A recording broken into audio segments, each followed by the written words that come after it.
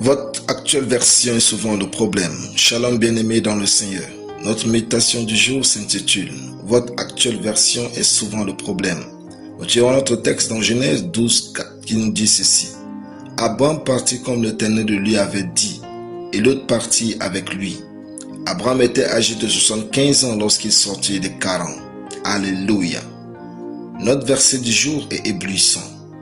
En fait, quand Dieu a dit à Abraham d'aller loin de son milieu de confort, de sa patrie, Abraham avait des raisons pour ne pas partir.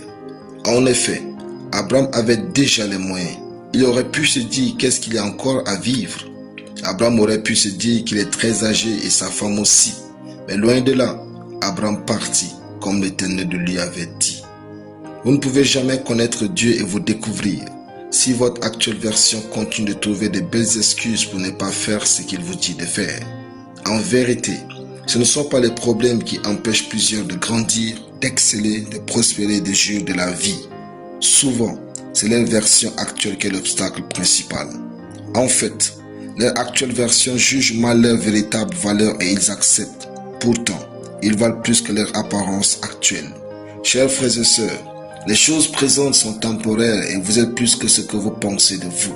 Comme Abraham, si seulement vous pouviez penser que vous méritez mieux de la vie, vous verrez que votre actuelle version changera en meilleure version.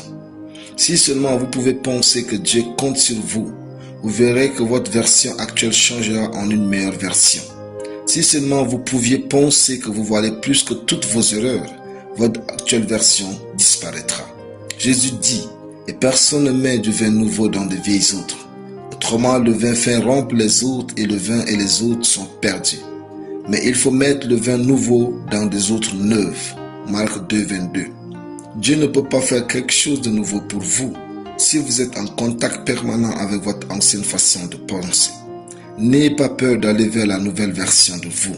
Faites donc les choses comme la personne que vous voudrez devenir entre les mains de Dieu. Soyez prêts à bondir dans la direction que Dieu vous appelle. Alléluia. Prions. Merci Seigneur pour ta foi en moi. Merci pour le privilège de grandir, d'exceller et de prospérer au nom de Jésus. Amen.